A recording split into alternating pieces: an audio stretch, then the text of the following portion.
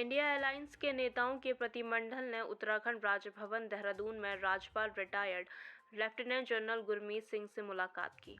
इस दौरान प्रतिनिधिमंडल ने राज्यपाल को एक ज्ञापन प्रेषित किया। ज्ञापन के माध्यम से हल्द्वानी हिंसा की न्यायिक जांच करने की मांग की गई है। इसके साथ ही नैनीताल जिले के जिला अधिकारी और एसपी को तत्काल निलंबित करते हुए पद से हटाए जाने की भी मांग की गई है। वहीं ज्ञापन में राज्य सरकार के अतिक्रमण हटाओ अभियान पर भी सवाल खड़े किए गए हैं। वहीं इंडिया अलायंस के नेताओं के प्रतिनिधिमंडल द्वारा उत्तराखंड के राज्यपाल को हल्द्वानी हिंसा की न्यायिक जांच करने की मांग को लेकर भाजपा ने कांग्रेस को अड़े हाथों लिया है। भाजपा प्रदेश प्रवक्ता हनी पाठक का कहना है कि कांग्रेस हर तरीके से राजनीति कर रही है। कोई भी मुद्दा हो, कांग्रेस उसे कैंसिल करना चाहती है।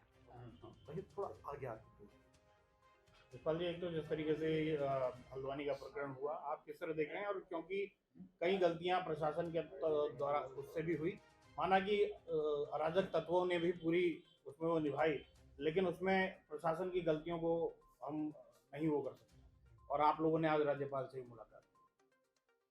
देखिए, हल्द्वानी बलरामपुरा की जो घटना है बहुत ही दुर्भाग्यपूर्ण है, दुखद है और चिंतनीय भी है। और जिस तरह से नगर निगम और प्रशासन, पुलिस प्रशासन भ्रष्टकरण की कार्रवाई करने के लिए उस स्थल पर गया, आधी अधूरी तैयारी के साथ,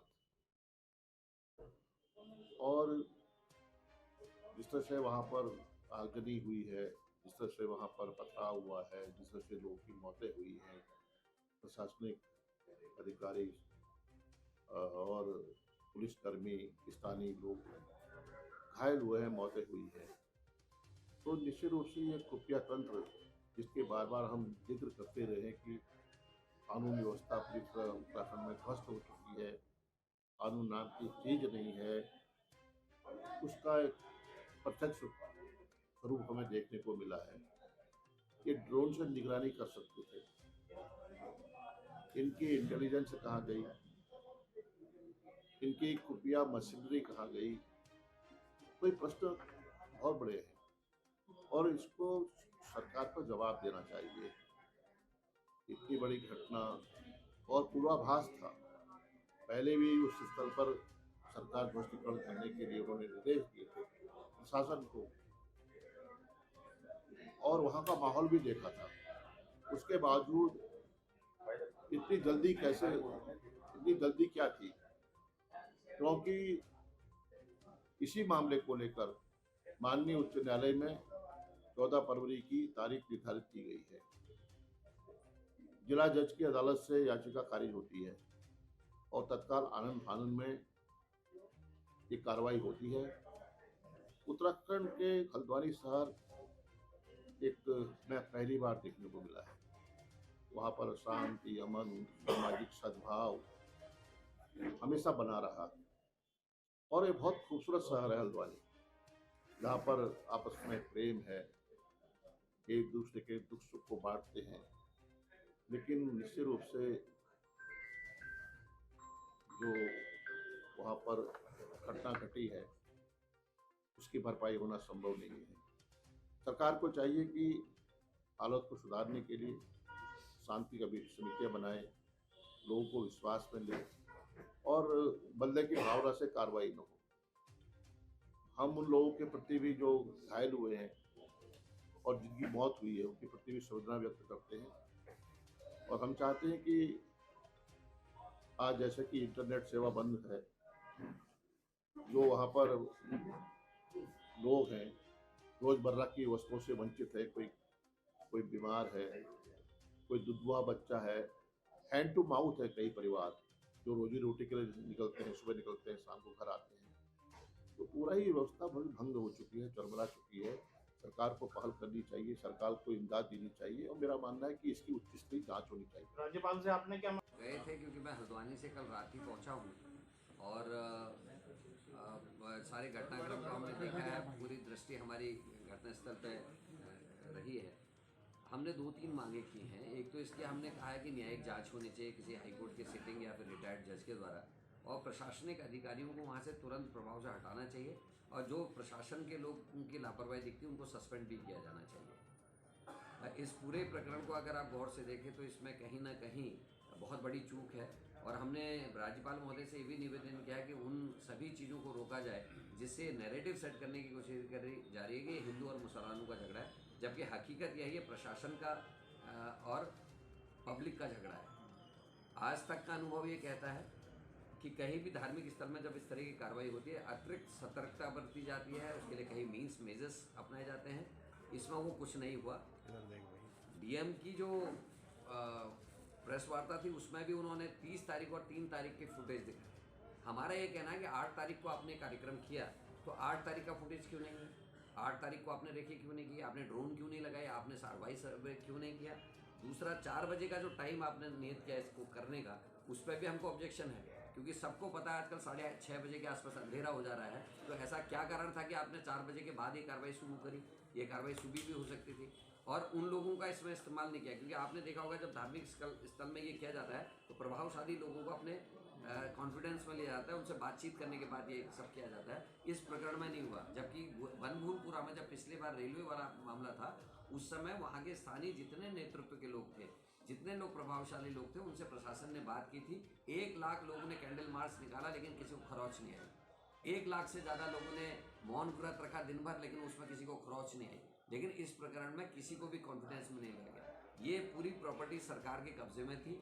जिस बिल्डिंग को तोड़ा जा रहा था ये सील करा हुआ भवन था और सील करते समय जो मौजूद लोग, जो वहाँ के मजबूत लोग थे, उन लोगों ने मदद की थी। उसके वीडियोज़ हमारे पास हैं कि उसको सील करते समय वहाँ के मौलवी इत्यादि को वहाँ बुलाया गया था, उन लोगों ने सहयोग भी किया था। और ऐसा दिन नियत किया गया, ऐसा दिन चुना गया जिस दिन मेरठ में इनके एक बड़े धर्मगुरु की मृत्यु हुई थी और ये सारे लोग जो प्रभावशाली लोग थे वो मेरठ गए हुए थे, उस दिन ये कार्य किया गया। तो इसलिए भी कहीं ना कहीं शंका बलवती होती है। और जिस तरीके से प्रशासन वहाँ अब कार्रवाई कर रहा है वो चिंताजनक है, क्योंकि वीडियो कवरेज में किसी की फोटो आ जाने का मतलब दोषी नहीं हो जाता। जिन पत्रकार साथियों को चोट लगी है, जिन पुलिसकर्मियों को, जिन अन्य कर्मचारियों को चोट लगी है, हमारी उनके लिए संवेदनाएं हैं। हमने सरकार से मांग की है कि जो पत्रकारों की या अन्य लोगों की जो संपत्ति लगी है, किसी गाड़ी जली, किसी का बाइक जल गई है, उनको भी मुआवजा मिलना चाहिए और चोटिल लोगों का इलाज होना चाहिए। और ये भी जांच होनी चाहिए कौन मददगार थे, क्योंकि पत्रकारों ने मुझे कल ये बताया कई लोग ऐसे थे जो उनको बचा भी रहे थे, क्योंकि वहाँ मॉब था और बहुत बुरी तरीके से लोगों को मार रहे थे। और उसी भीड़ में कुछ ऐसे भी लोग थे जो लोगों को बचाने का काम कर रहे थे, वहाँ से निकालने का काम कर रहे थे। तो ऐसे लोगों को भी चिन्हित करके उनको पुरस्कृत करा जाना चाहिए। और इसको जो रूप दिया जा रहा है हिंदू मुसलमान का, उससे बाज आना चाहिए। इससे राज्य का माहौल खराब होगा, प्रदेश का और देश का माहौल खराब होगा।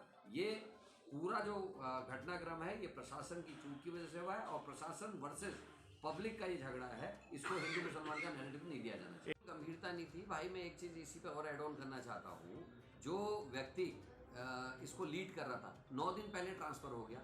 वो आदमी पिछले 15-16 सालों से हल्द्वानी में है। तहसीलदार वहीं, एसडीएम वहीं, दूसरे पद में वहीं, तीसरे पद में वहीं, चौथे पद में वहीं। आखिर वही क्यों मिला? उसकी वीडियो देखो, जब वो अतिक्रमण अभियान में जब वो दुकानदारों के यहाँ या व्यापारियों के यहाँ तोड़फोड़ करा, उसका व्यवहार इतना गंदा था, लोग खुद कहते थे यार किस तरीके से बात कर रहे हैं। एक महिला का वीडियो आ रहा है जो वो कागज़ दिखा रही किसी मामले, तो ये कह रहे हैं साहब कि इसको शहद में डुबा के चाट ले।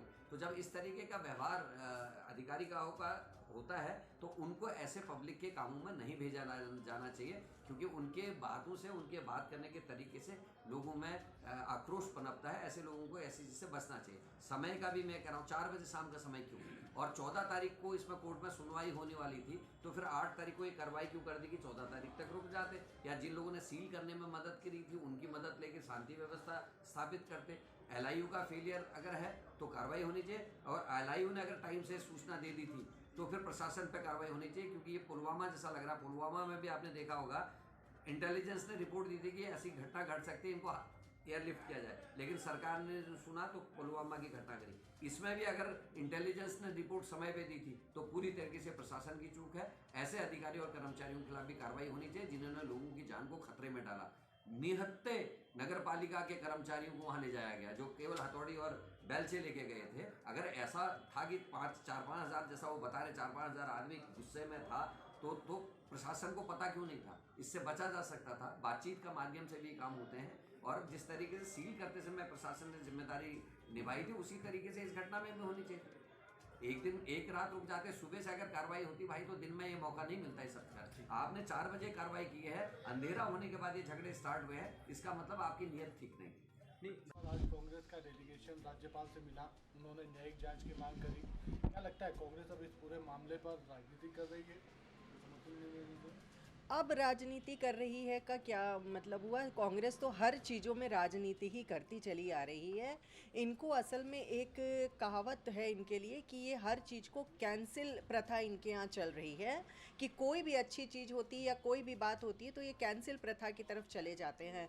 तो जिस तरीके से हमारे यशस्वी मुख्यमंत्री श्री पुष्कर सिंह धामी जी लगातार उस हल्द्वानी वनभूलपुरा कांड में निगरानी बनाए हुए हैं, आपने ये भी देखा होगा कि मुख्यमंत्री जी कल वहाँ पहुँचे भी हैं, घायलों का हाल चाल भी जाना, उन्होंने सख्त हिदायत भी दी है कि किसी प्रकार से दोषी बख्शे नहीं जाएंगे। तो इनकी ये जो प्रक्रिया है हमारे प्रदेश के मुख्यमंत्री श्री पुष्कर सिंह धामी जी की, वो ये साबित करती है कि वो किसी भी प्रकार से ढीला ढिलाई नहीं कर रहे हैं। लेकिन जो कांग्रेस के लोग हैं वो हर चीज़ में राजनीति करते नजर आते हैं, क्योंकि इनकी डूबती नैया को किसी भी तरीके से इन्हें पार लगाना, इनको किसी की जान से, इससे उससे, किसी भी चीज़ से कोई लेना देना नहीं है। इनको सिर्फ मतलब यह है कि इनकी राजनीतिक रोटी कहाँ तक सीख सकती है और कैसी सीख सकती है। देहरादून से दैनिक भास्कर संवाददाता विनोद भंडारी की रिपोर्ट।